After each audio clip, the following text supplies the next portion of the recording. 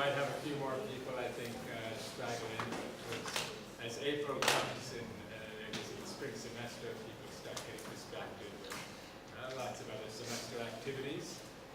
Again, for those of you who don't know me, I'm Rob Indiala, a faculty member in transportation in the School of Civil and Environmental Engineering. This semester, welcome to our regular Thursday seminar of the University Transportation Center. So this series is brought to you by the NCTSPM, the University Transportation Center at Georgia Tech. And we're very pleased to have with us today Jeff Whitfield, who comes to us from the Centers for Disease Control and Prevention. So Jeff is a Epidemic Intelligence Service Officer, which is kind of an interesting title. Jeff has his master's degrees and PhD degree from the University of Texas at Austin, primarily in the public health arena and epidemiology. Interestingly, Jeff was in Sierra Leone in October of 2014 in response to the Ebola crisis. So he has probably I have the USB drive to prove it. so probably has some interesting stories to share. But at CDC, he's been working heavily in the physical activity, built environment, and health, the nexus of those enterprises. So he's here today to talk to us about the work they're doing in that arena. So with that, Jeff, thank you. Great. Thanks for the introduction. Well, first, thank you all for having me at Georgia Tech. As Ron mentioned, I'm an orange-blooded Longhorn, so I'm a Longhorn amongst Yellow Jackets today, which is, I appreciate you letting me into your nest. So I'm going to talk today, I'm going to split my talk into two halves, basically. We're going to talk first about assessing active transportation surveillance, so understanding how we measure. Well, first we're going to talk a little bit about the importance of active transportation, but then we're going to talk about how active transportation is measured at the national level and some of the work that we've done at CDC on understanding the complexities of that measurement. And then second, we're going to look at some health impact assessment, that our health impact estimation that we're working on with a new health impact model called the Integrated Transportation and Health Impact Model. And I'm going to use a case study of our work with Nashville, the Nashville Area Metropolitan Planning Organization, as an illustrative example of that model. So as Ron mentioned, I'm an Epidemic Intelligence Service Officer at CDC, and that sounds, I guess it's a pretty interesting title. It sounds almost like a part of the CIA, but we're not. We are a postdoctoral training program for applied epidemiology. And epidemiology is the basic science of public health. We are cross-trained to do a number of things. So while my interest is in physical activity in public health and in the built environment and how it relates to physical activity, I am trained to do just about everything, which explains some of the Sierra Leone stuff that I did. We're expected to be able to go out and be emergency responders for public health emergencies. So if anyone would like to talk to me about EIS afterwards, if you have an interest in public health and you are pursuing a doctoral degree, you might consider EIS as a training program. We do take non-traditional doctoral students that have public health experience, so it's something to think about as you're moving forward in your career. It's an awesome training program, and it's one of the better paying postdocs I've ever found. So I know that's important. I only mention that because I was recently a starving doctor. All right, so we've been in the news. CDC has been in the news a lot lately for things like vaccines and Ebola, so it might be odd that I'm here to talk to you today about transportation and health. But in reality, communicable diseases are only a small part of what CDC does, mainly because the big killers in the United States today are chronic diseases, non-communicable diseases like heart disease, diabetes, stroke, and so forth. So we have an entire office dedicated to non-communicable diseases. Inside that office is the National Center for Environmental Health, which is the large silo that I sit in at CDC. And in the National Center for Environmental Health, we're housed in the Division of Emergency and Environmental Health Services, and that's where my team sits. So I'm in the Healthy Community Design Initiative. And the Healthy Community Design Initiative is interested in all facets of the built environment and how the built environment influences health. So, we recognize at HCDI, Healthy Community Design Initiative, that the way our neighborhoods, towns, cities, even regions are designed and built influences our health. That can include chronic diseases mediated through things like air pollution and physical activity, but also injuries, so especially road traffic fatalities, but also environmentally mediated communicable diseases, things that are related to water purification or to land drainage and stagnant water and mosquito pressure. So all of those components can be related to the built environment, and they can all influence health. But what we're really focusing on recently at HCDI is our transportation systems and the influence that transportation systems have on health. We also do a little bit of work in things like public spaces and access to parks, and there's some interest in zoning as well. But by and large, we're really focused on transportation systems right now. So it might be illustrative to look at some examples of ineffective community design. From a health perspective, these might be examples of things that are less than optimal, let's say. So the native Atlantans, can anybody tell me where that is? Yeah, Buford Highway, right?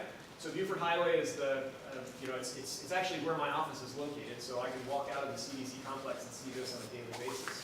We have a major 6-lane arterial with a center lane, very little pedestrian infrastructure, although that's changing on the kind of Buckhead side of Buford Highway as you get closer into town. But this family might have had to walk a half a mile in either direction to get to a safe crossing area. And so due to expediency, they will tend to cross in the middle of traffic. And we see it, I see it every day on my commute to work.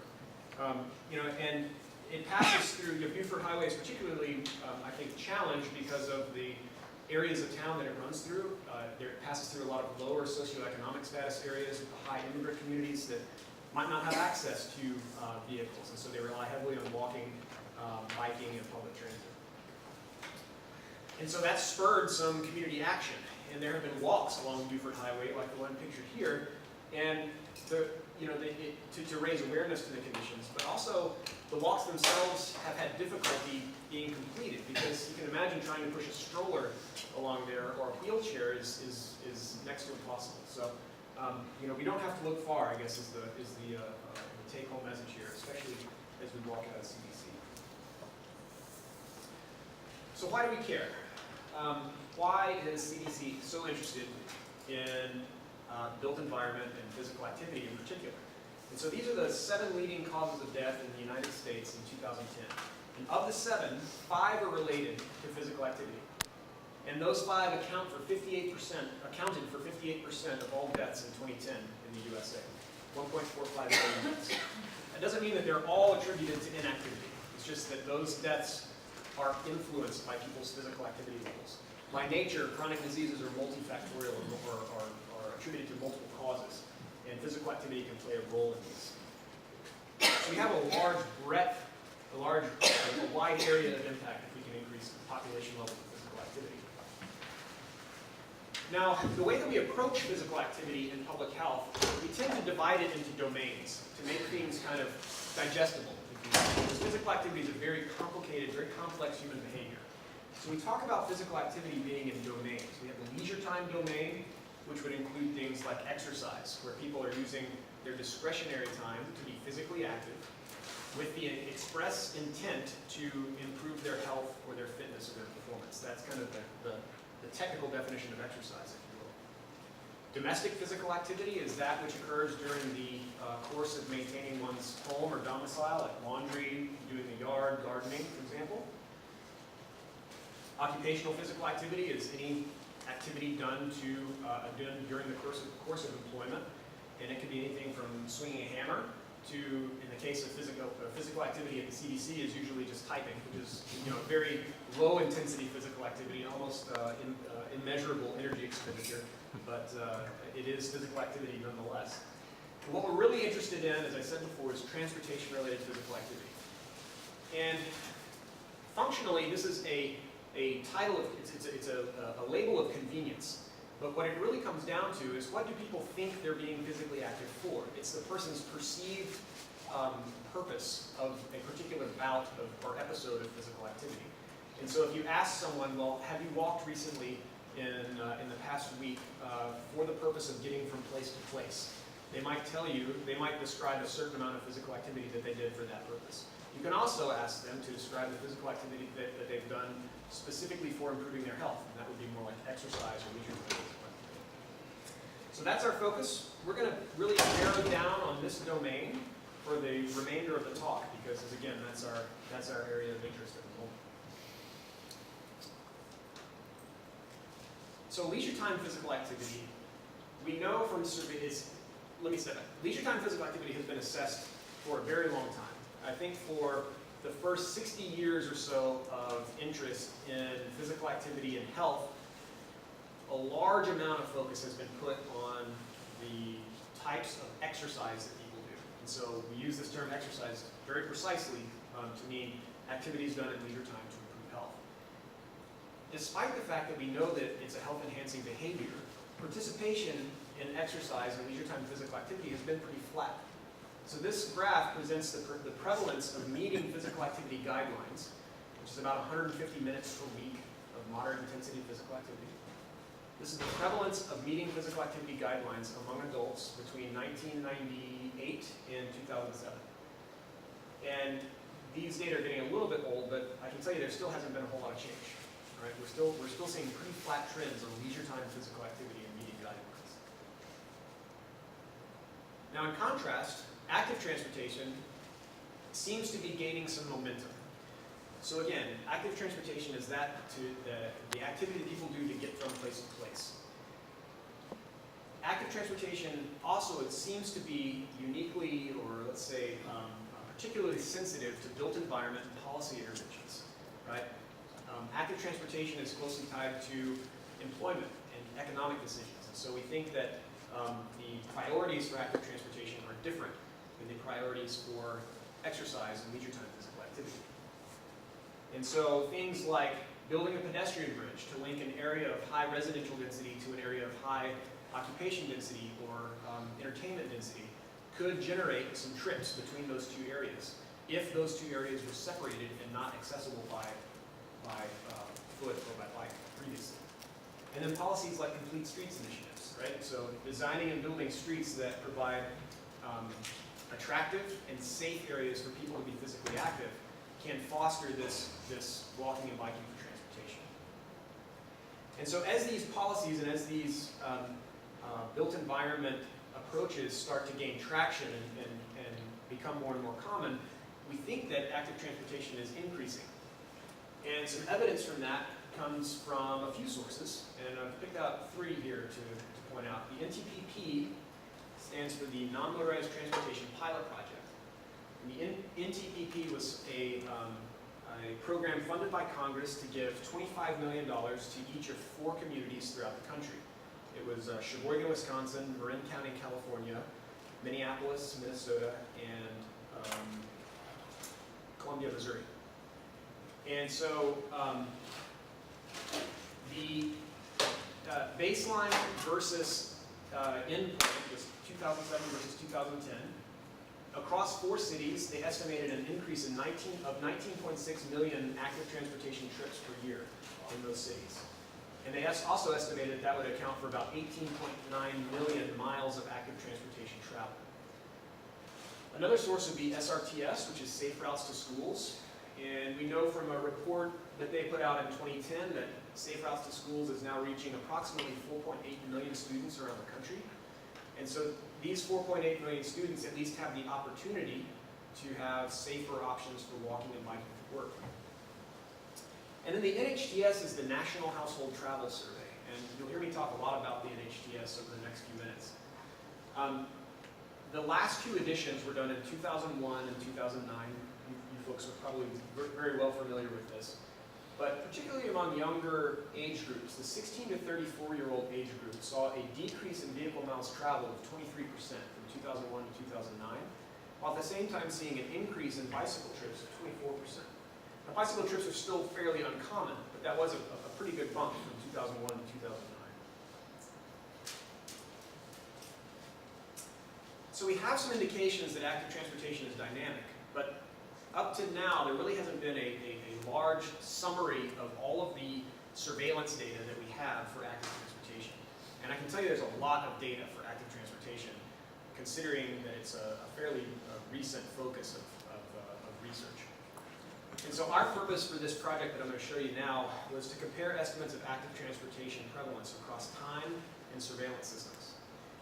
And surveillance is probably a public health word that might need some explanation. It's just monitoring, basically. It's monitoring at a population level, trying to assess how common a behavior or an outcome is.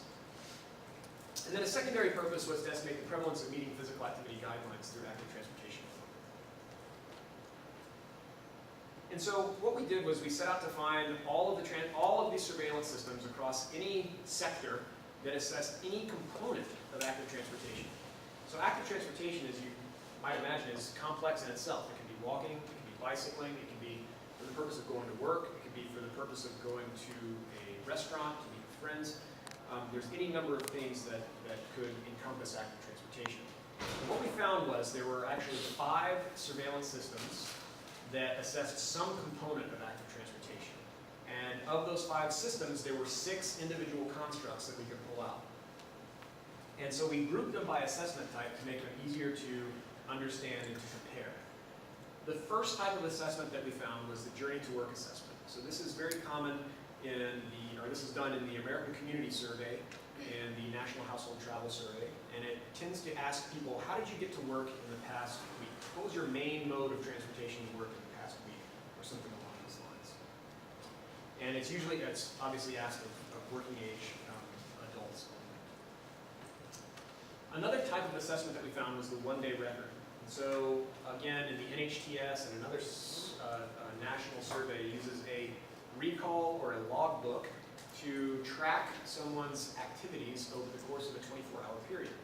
And from that, we can divine what people were doing, why they were doing it, and where they were doing it. And that's important for us to identify anyone that performs any active transportation on a given day. And then finally, we have what I call behavioral questionnaires. And these would be the more traditional public health type assessments that are focused on on whether or not someone walks or bicycles for transportation purposes, and then usually follows up with how often do you do that, and on the days that you do it, how long do you do it for? So it gives us an idea of the volume of physical activity. So it's a much more in-depth questionnaire. It's a longer questionnaire. It's multiple items to assess one construct, but it gives us a little bit better idea of the volume of activity that someone's getting through active transportation. And so for Journey to Work, again, the NHTS and the ACS, the American Community Survey, we were able to calculate the prevalence of walking or biking in the past week as the primary commute mode to work. So that was the construct that we pulled out of those 2 systems. For the one-day record, the NHTS, this is the second prevalence variable that comes out of NHTS, and the American Time Use Survey is the second system, the ATUS. And from that, we were able to derive from the NHTS the prevalence or the percent of people that report performing at least one active transportation trip on their day of record. And in reality, what that gives you is the way that we think of that construct in practice is the prevalence of active transportation on a given day in the U.S. Because people are sampled on different days, but each person only reports one day's activity. Similar construct to the American Time Use Survey, but instead of looking at trips, it's looking at activities. So it's a guided interview where someone says on the phone, all right, what were you doing at midnight last night? I was sleeping. Okay, what time did you get up? I got up at 6 a.m. All right, what did you do at 6 a.m.? I brushed my teeth. How long did that take? 10 minutes. What did you do at 6:10? And they go through this very long, very in-depth interview process to outline a person's activities for 24 hours. And so from that, we can derive anyone that performed walking or bicycling while they report also doing transportation activities. And then finally, the behavioral questionnaire. There were 2 systems that we found that assessed a national level construct of active transportation on a behavioral questionnaire. The first was the National Health and Nutrition Examination Survey, or NHANES. And from 1999 to 2006, NHANES assessed the prevalence of any past 30-day active transportation. So the question was worded something along the lines of, in the past 30 days, did you walk or ride a bike to get from place to place? Yes or no? And that gave us the simple prevalence. There were follow-up questions that asked about frequency and duration. There was a similar question in 2007 to 2010, but it was a little bit different. It asked for any recent active transportation greater than 10 minutes in duration.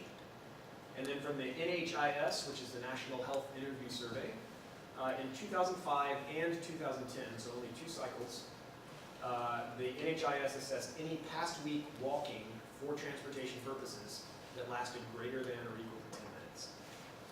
That 10-minute construct is important because that's how the guidelines are phrased. So the physical activity guidelines state that you should accumulate 150 minutes per week of moderate intensity physical activity in bouts of 10 minutes or longer.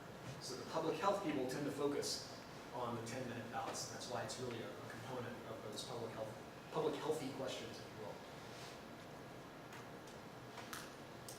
So what did we find?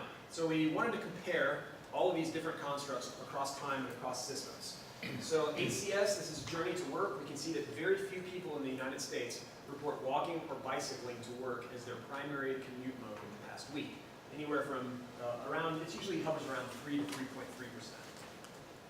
Very similar outcomes were reported in the National Household Travel Survey. That same one, almost an identical question was used. So we're seeing good convergent validity between those two. Then we look at the single day prevalence questionnaires. So the NHTS, the one-day trip log, people report anywhere from 15 to about 17% prevalence on a given day of active transportation trips in the U.S.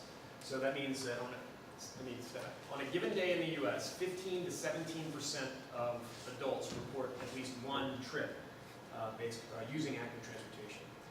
And then in the American Time Use Survey, the highest peak was at about 14% in 2006, and the lowest was at around 10% in 2012, and that is the number of Americans that report any active transportation activities on a given day.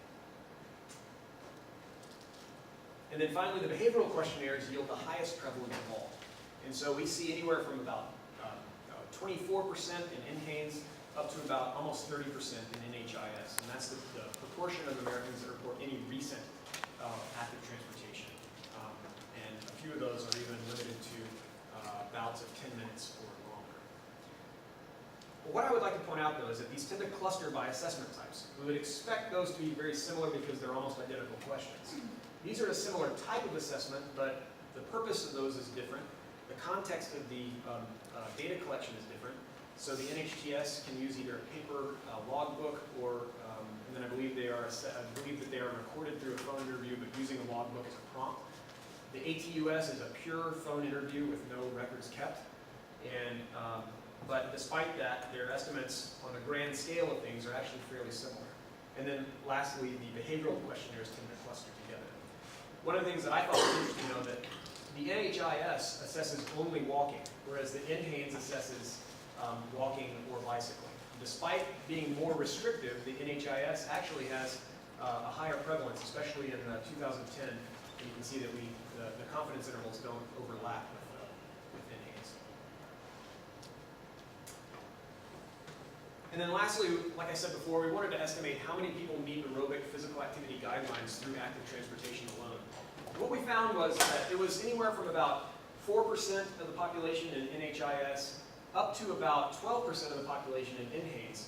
And the reason NHANES is broken is because they changed assessment types between 2006 and 2007. And you can see that the proportion really jumped. So there was either an underestimation beforehand or perhaps an overestimation afterwards. We're not sure. We're not able to really use a criterion measure to find out which is correct. But we just know that the change in assessment had a very significant effect on the prevalence of meeting physical activity guidelines through active transportation alone. So I'm going to overlay the one-day assessments as well. And this is not a true measure of meeting physical activity guidelines because they're only one-day assessments, and the guidelines call for weekly physical activity. But if we estimate that 30 minutes per day would approximate meeting physical activity guidelines, we see that the prevalence of 30 minutes per day of active transportation is fairly similar in the NHTS and ATUS, at between around 4 to 6 or 7%.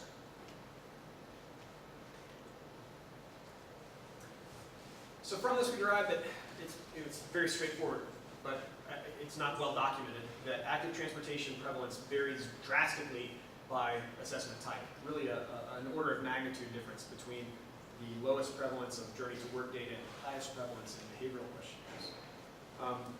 And that's because we're not talking about the same construct, right? We're talking about related constructs. They're all related to active transportation as a larger concept, but each is a distinct construct and therefore does not present the same estimate.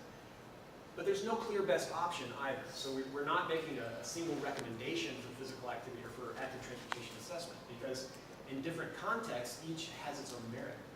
So if I were an architect building an office complex, I might be really interested to know what percentage of people ride their bicycles to work on a daily basis in an area. That'll tell me how many bike racks I need. Do I need 3 or do I need 30? Do I need showers? Do I need lockers? You know, what kind of support am I going to need in this area? But from a public health standpoint, that doesn't tell us a whole lot about the amount of physical activity that people are getting. And so we would tend to shift more towards the behavioral, the more complicated behavioral questionnaires. Also, there were really, I think, unclear trends at the national level. There wasn't a clear increase or decrease. We tested for linear trend and found none. And then finally, active transportation does contribute a small amount to Americans meeting physical activity guidelines. It was 3 to 13% through active transportation alone. And we think it's probably 40 to 48% or so through real-time physical activity. But, you know, why do we care? So if it's not actionable, it's not really valuable. And so one of the things that we have found is that our state and local partners in transportation planning and public health need national reference estimates to see how they're performing. And a good example, this is the first time I'll mention it, and I'll talk about it a lot more in the next few minutes, is the National Area Metropolitan Planning Organization. So in 2012, they conducted a planning study where they used a one-day trip log, much like the NHTS. So if they want to compare how they're doing with active transportation versus national trends, their best comparator is going to be the National Household Travel Survey, because it's a similar construct. And so when we plot Nashville against the NHTS, we can see that their 2012 study suggests that they have a lower prevalence of active transportation than the national average. And that lines up with what we see in other domains of physical activity with the state of Tennessee. It tends to hover between about 50th and 48th out of 50 states for the prevalence of physical activity. All right, so we make a full stop. And I'm going to keep an eye on the time and make sure that we have some time for questions at the end. What I'm going to do now is start talking about some of the uses of these data. So Nashville in particular has been very aggressive. Maybe aggressive is a little bit too confrontational a word, but they're very forward-thinking in planning their transportation infrastructure to accommodate bikes and pedestrians. They do that because they have recognized a need for increased physical activity as a health behavior. They have also surveyed their population and found that there is an untapped demand, an unmet need for transportation options. People want to have walkable and bikeable options in their community. They do not want more roads. That's one of the things that they listed as not making a problem. And so they are looking for ways to estimate the health impacts if they're able to achieve certain changes in mode sharing. So that's what we're going to talk about next, is using some of these surveillance data, applying them to a modeling scenario, and getting some estimated health impacts out. So hopefully this will not bore you as much as my transportation surveillance spiel that we just got through. All right, so Nashville has chosen to use the Integrated Transportation and Health Impact Modeling Tool. So I'm going to call it ITHM from now on, because that's way too long to repeat. So ITHM is a comprehensive health impact estimator, and it's more comprehensive than previous attempts to do this. So previously, when people talk about biking and walking for transportation and estimating health impacts, they're looking only at the benefits of achieving more physical activity, and what are the chronic disease implications of that increase in physical activity. ITHM still does that, but it also includes the health benefits of reduced air pollution. So if we get cars off the road, we might see a decrease in, say, PM 2.5. 5, which could lead to lower respiratory illness.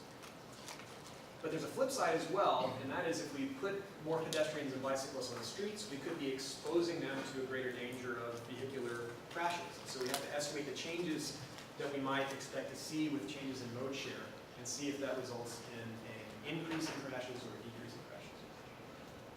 And then also, these effects need to be stratified by age and sex, because we know that physical activity behaviors are not uniform throughout the community. So they tend to, physical activity peaks in, for adults, it peaks in young adulthood and then slowly tails off as people get older. Men tend to be more physically active than women. And so age and sex stratification of these estimations is very important. Previous health impact models tended to treat the population as homogeneous, which really just doesn't work. But it works, it's just not as comprehensive. So I'm going to walk through quickly an IFM model schematic, and this kind of gives you an idea of the pathways that IFM is estimating. So I'm going to try and speak from the MPO's perspective, because we're providing technical assistance for the MPO, but really I think the MPO's example gives this some more real-world meaning. So the MPO recognizes the need for changes to the built environment and the policy environment to foster active transportation. So the changes in the built environment, like bike lanes or a new pedestrian bridge, could lead to a change in behavior. And you could replace trips with VMT or other measures of travel behavior, right? Trips is just what I put in my slide. I draw a line here because it's important to distinguish for the purposes of IFM that IFM does not model changes to the environment. IFM starts with a change to a behavior. So the estimation of the change in behavior has to occur outside of the IFM models. It's an off-model estimation. And so we start with we calibrate IFM so that the model, quote unquote, knows the current modes of travel in an area and the current health status in an area. Then we create scenarios where we change the travel behaviors in an area. And usually that is through decreasing vehicular trips and increasing active transportation trips. Well, that can change disease exposures. And so from a public health perspective, the exposure is any kind of, think of it as any antecedent to a disease outcome. And so it might be air pollution, physical activity, or time spent vulnerable to traffic. And so this change in behavior can lead to these changes in exposure. IFM estimates those changes in exposure, and then it uses relative risks published in the peer-reviewed scientific literature on the relationship between these exposures and disease outcomes. So for decreased air pollution, it might look at things like decreased asthma prevalence, or decreased lung cancer, or inflammatory diseases. The increase in physical activity will look at multiple chronic diseases and the known association between physical activity and chronic disease. The relative risk for traffic crashes is a little bit different, and it's a little bit beyond the scope of today's talk, but IFM uses a change in miles traveled by mode to estimate changes in the relative risk of crashes in the baseline versus scenario situation. But as I said before, IFM is very comprehensive. And so for each of these pathways, so these three pathways, air pollution, physical activity, and traffic crashes are the three drivers of the outcomes of the IFM model. And so for these three pathways, physical activity, air pollution, and collisions, each of these conditions is the health impact of each of these disease states is estimated. And for collisions, it's collisions by mode, by road type, and by severity. So, and also keep in mind that for each of these diseases, the calculations are repeated at all age groups and sex groups. So we're talking about a huge set of equations running behind the scenes in IFM. So I'm going to give you a very quick and dirty example of what we call the comparative risk assessment. And this is an example that was put together by the California Department of Public Health. And I'm going to talk about the physical activity pathway and ischemic heart disease. And I also want to preface this by saying that I made up these values to be more extreme than what we would see in IFM, so that it's a little bit better teaching. So first, we can break the population down into its physical activity participation. And then we can look at the relative risks based on the published research on the association between physical activity and ischemic heart disease, and we can say that those that, so what this means is those that perform 1 to 9 minutes per day of physical activity experience about 33% lower risk than the reference group, which is the inactive group. As people perform more physical activity, their relative risk decreases compared to the inactive group. Okay? Then we look at the distribution of physical activity in the population. So in this business as usual scenario, this is the baseline or calibrated scenario, 50% of the population achieved 0 minutes per day of physical activity. 30% achieved 1 to 9 minutes, and so on and so forth. Then we enter in a scenario situation into IFM where the physical activity distribution has changed. So now, and again, this is not a realistic scenario, 5% of the population are inactive. And now the most common activity group is the 20 to 39 activity group. So this would be like an ideal scenario where where over half the population is actually meeting physical activity guidelines through their active transportation. What we do then is we calculate a weighted average risk for each scenario. So at the baseline scenario, the average risk of the average person in the population is about 21% lower than that of the reference group. And in the scenario where people are getting more physical activity, the average risk is about 60% lower than that of the reference group. We then calculate the population attributable fraction, and this is telling us that basically we've basically reduced the risk, the average risk of ischemic heart disease by about half. And we can take that population attributable fraction and multiply it by the current burden of disease for ischemic heart disease. And that can be any number of outcome measures. I've put disability adjusted life years as an example, but it could be deaths. It could be years living with disability, or it could be years of life lost, for example, looking at premature mortality. Whatever you choose as your burden of disease, you apply that population attributable fraction to get your estimated new burden of disease under the new exposure scenario. That calculation is repeated for each of those diseases across sex and age groups behind the scenes in IFM. So you can imagine that being that thorough requires a ton of data, right?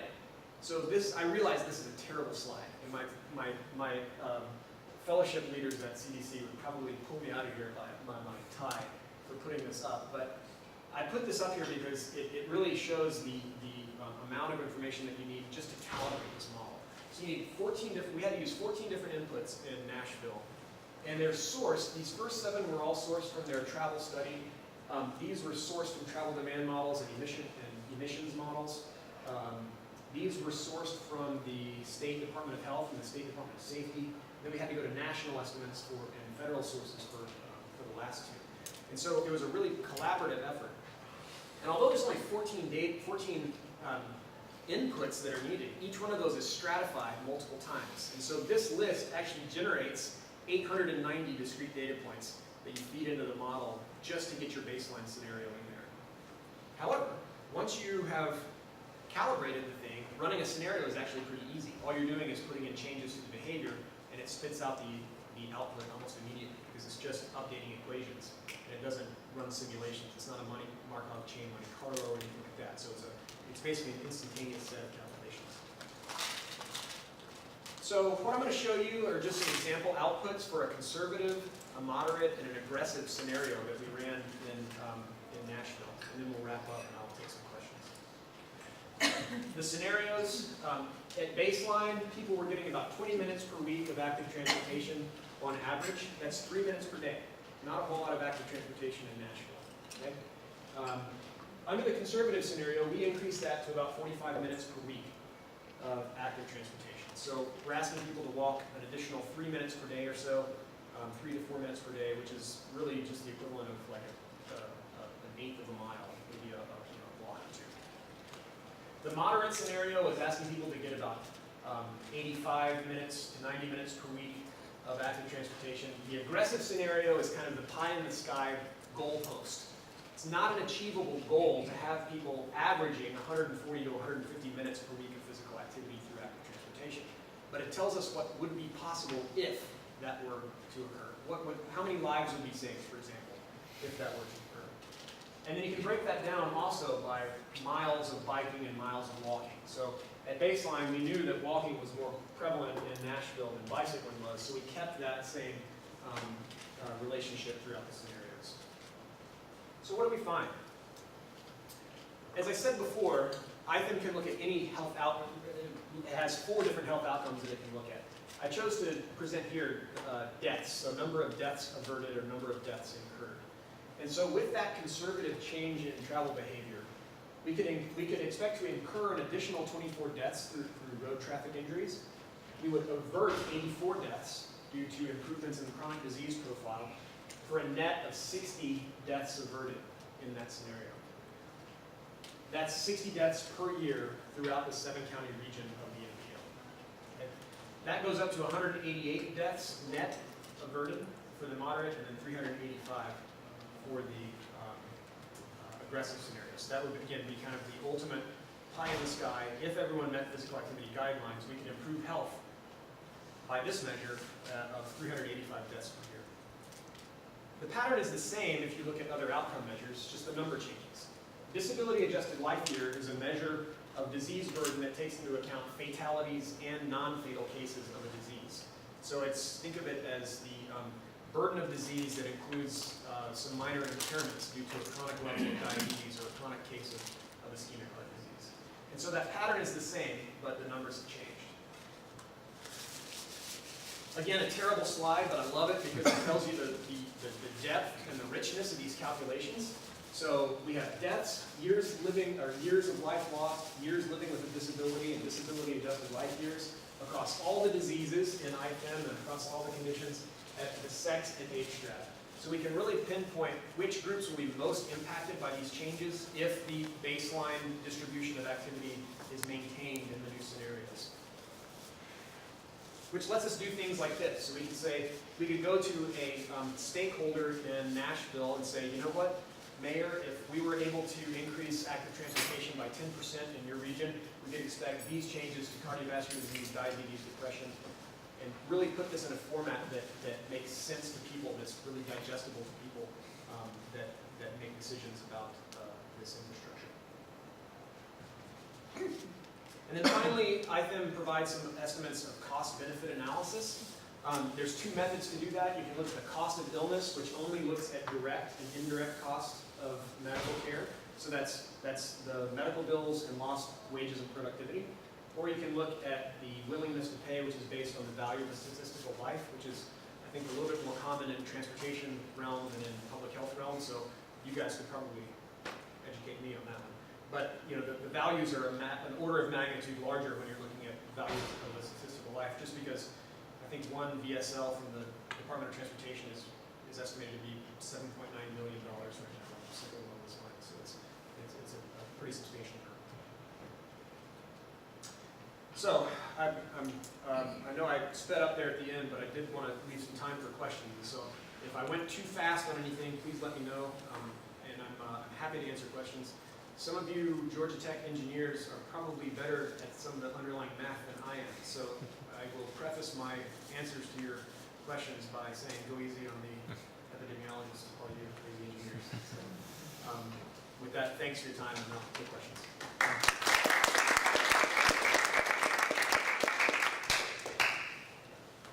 Questions? When you say exercise of 20 minutes per week, or 40, 60, and so on, and then calculate the benefit from that, is it assuming that the person was exercising 0 to begin with? Excellent. Very good question. Let me go back to my crazy calibration slide. So, one of the things that you have to put in is the per capita non-travel related physical activity. So you are getting, what you have to do to attain this is estimate total physical activity in all domains of physical activity. Subtract out the transportation stuff and input that as your calibration data. So what ITHM assumes is that people will do the same amount of non-travel physical activity that they were doing at baseline in the new scenario. It's a very hot debate about whether or not people are going to decrease their other physical activity if they decide to walk to work, for example. So if yesterday I rode my bike to work, so I didn't go to the gym when I got to work. I always go to the gym if I drive to work, right? On the population level, we're not sure how much of an effect that's going to have. Are people going to have a net increase in physical activity or not? So IFM basically avoids the controversy and says, we're going to assume people stay at their current levels of non-travel physical activity when you enter these new levels of travel physical activity. Yeah, I think the other way it could be introduced is kind of like a selection bias, where those who are more likely to walk might be those who are already exercising. Yeah. So their added exercise levels might not be as beneficial as model. Yeah. Oh, I think there's probably a growing consensus that maybe I'm overstating the current level of data on this, but if we increase transportation-related physical activity across the population by an average of 10 minutes per week, that's probably not going to increase total population physical activity as a whole by 10 minutes per week. It's probably going to be a smaller amount than that. I think what people are wondering about now is how much, elasticity is probably not the right term, but how much compensation outside of travel physical activity can we expect? And I think that's something that's going to continue to be investigated, and something that I personally have a real deep interest in, given my background in exercise physiology. You mentioned that analysis and item is stratified by age and gender. Are there any major constraints to introducing more controls, such as things like income or education level, which might impact the amount of physical activity a person has? Yeah, I can tell you that the equations behind the scenes are not set up to take any other demographic characteristics other than age and sex. The developers of IFM have used in the past I would call it an epidemiologic technique to downscale the results to a smaller area. So, but it's really just based on the age and sex profile of the, say, minority group that you're interested in. So let's say that we ran IFM for Atlanta, Greater Atlanta. But what we're really interested in is understanding the health impacts of changing active transportation in immigrant communities around Doraville or something like that. We could take, what has been done up to this point is just taking the results from Atlanta and using an age and sex adjustment to downscale the results to, say, Doraville or another outlying area. You know, it's the best that can be done with IFM as it stands. So the simple answer to your question is no, we can't. But there are ways that people have tried to apply it to a smaller scale of geography. It's just the validity of that is still in question. How did the relationship with Nashville develop, and are there any of the cities approaching CSC for this kind of research? Yeah, so the relationship with Nashville, so CDC has a very defined role in public health and a very defined role in the federal versus state system of government. So CDC, if we're going to provide assistance for another organization, we have to be invited into the state. So what happened was Nashville first went to the State Department of Health, and the State Department of Health kind of signs off on CDC helping the Nashville area NPO. It sounds very formal when I put it like that. The HCDI is 6 people, and so we're not this behemoth federal agency, kind of going into Nashville and taking over. We're a couple of people in cubicles that are really interested in this stuff and have some epidemiologic expertise that Nashville doesn't have. And so that relationship was really born out of a partnership, a long-standing partnership between the Tennessee State Department of Health and the Healthy Community Design Initiative.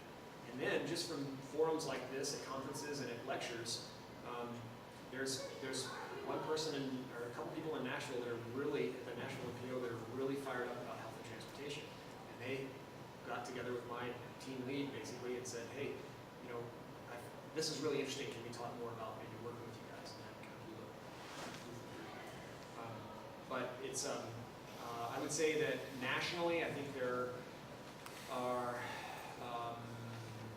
the California State Department of Health is using IFM. It has developed IFM for 3 or 4 municipalities in California. The Oregon Department of Health has used it in the Portland metropolitan region. Let's see, there's some interest in running it in Wisconsin as well. So it's just a handful of early adopters right now that are really looking into it. You mentioned before earlier that you did some work with Ebola. How has that shaped your thoughts on like some of the new developments on like super spreaders and Yeah. super spreading locations and how it impacts community design and like better resiliency planning and all those things? Yeah. Could you speak about that? Yeah, sure. I can tell you that my experiences in Sierra Leone were, it was the first time I had ever been to a true developing country. So I had a lot to learn when I got there. When we talk about infrastructure and community design being problematic in the United States, we might think of things like potholes and lack of sidewalks. And when you think about poor environments in Sierra Leone, you're talking about hospitals that don't have doors and hospitals that don't have windows, and half a doctor per 10,000 people. And so the order of magnitude of problems that a place like Sierra Leone faces versus a place like the United States faces is huge. It puts some of our problems in perspective, I think.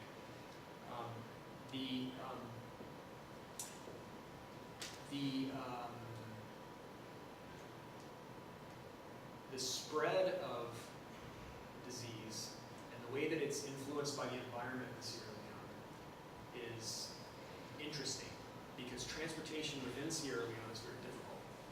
So you might have 2 villages that are separated by 20 miles, but it could be a 3-hour journey to get there because the roads are poor, especially in the rainy season, they're often impassable. So it might be a very arduous journey. Having said that, it spread faster than we really expected, I think, despite these transportation challenges. And so, people are going to find a way to get around, despite the lack of infrastructure. Now, I'm starting to ramble because I don't really have a clear and concise answer to your question, but I would say that the resiliency of the people of Sierra Leone was amazing. But you also have to put that into context of what that country has been through in the past 20 years. The atrocities that they lived through in their civil war. Ebola is just another layer of things that have come down the pipe for them. The grace that they were handling it with, the hospitality that they showed was unbelievable. And the work ethic that the local workers, the local health workers had was mind-boggling. Any other questions? Changing tracks. Sure. To the presentation.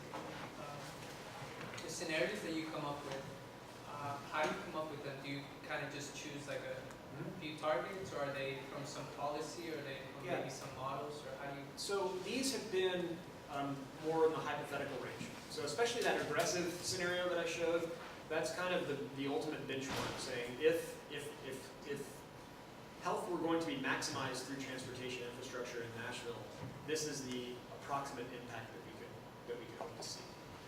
Acknowledging that it's probably never going to happen. The other scenarios are incremental changes to what is already seen in Nashville. So again, just asking people instead of 3 minutes per day to do 6 minutes per day. What we are working on now with Nashville is using a pedestrian and bicycle travel demand model, a latent demand model, to try and estimate what can be expected with changes to the built environment. So that dashed line that I showed you on the schematic, we're trying to bridge that with another modeling approach. And so we've identified, Nashville has identified areas of their 7-county region that are, let's say, prime targets for bicycle pedestrian infrastructure projects because they have the right mix of destinations, the right mix of housing and employment, but lack infrastructure to facilitate walking in those areas. So we're trying to now create scenarios that will model what we expect. We're modeling a model of expectation, right? And so it's kind of like making a copy of a cassette tape. Not that you guys will all remember that. But you know, you get a little bit less fidelity with each modeling attempt that you do. But we're trying to bridge that gap between built environment and behavior, and that's how we're doing it, is through these latent demand models and travel demand models. Okay, I think we should go ahead and wrap up, so please join me in thanking Jeff again.